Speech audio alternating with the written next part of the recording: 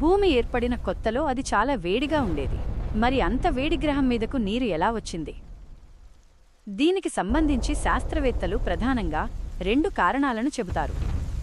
1. అంతరిక్షం నుండి వచ్చిన నీరు, గ్రహశకలాలు.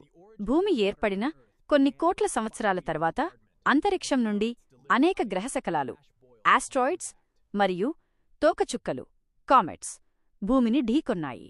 వీటిలో మంచు రూపంలో నీరు ఉంది. భూమిపై పడిన ఈ మంచు కరిగి భారీ వర్షాలుగా మారి సముద్రాలు ఏర్పడ్డాయని ఒక బలమైన వాదన ఉంది. 2. భూమి లోపలి నుండి వచ్చిన నీరు, అగ్నిపర్వతాలు. భూమి లోపల ఉన్న శిలల్లో హైడ్రోజన్, ఆక్సిజన్ వంటి మూలకాలు కలిసి ఉండేవి. అగ్నిపర్వతాలు పేలినప్పుడు లోపల ఉన్న ఆవిరి, వాటర్ వేపర్ బయటకు వచ్చి వాతావరణంలో చేరింది. ఆ ఆవిరి చల్లబడి మేఘాలుగా మారి వేల సంవత్సరాల పాటు కురిసిన వర్షాల వల్ల భూమిపై జలాశయాలు ఏర్పడ్డాయి. భూమిపై నీటి పంపిణీ. ముఖ్యమైన అంశాలు: భూమిని నీలిగ్రహం, బ్లూ ప్లానెట్ అని పిలుస్తారు. ఎందుకంటే 71% భూభాగం నీటితో నిండి ఉంది. 97% నీరు సముద్రాల్లో ఉంది.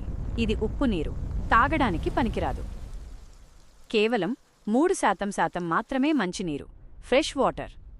ఇందులో కూడా ఎక్కువ భాగం మంచు పర్వతాల, గ్లేసియర్స్ రూపంలో ఉంది. జీవానికి ఆధారం. నీరు లేనిదే జీవం లేదు. భూమిపై మొట్టమొదటి జీవి, ఏకకణ జీవి, సముద్ర గర్భంలోనే పుట్టింది. If you like this video, please give it a thumbs up below, share it with your friends, and don't forget to subscribe to my channel. Thank you.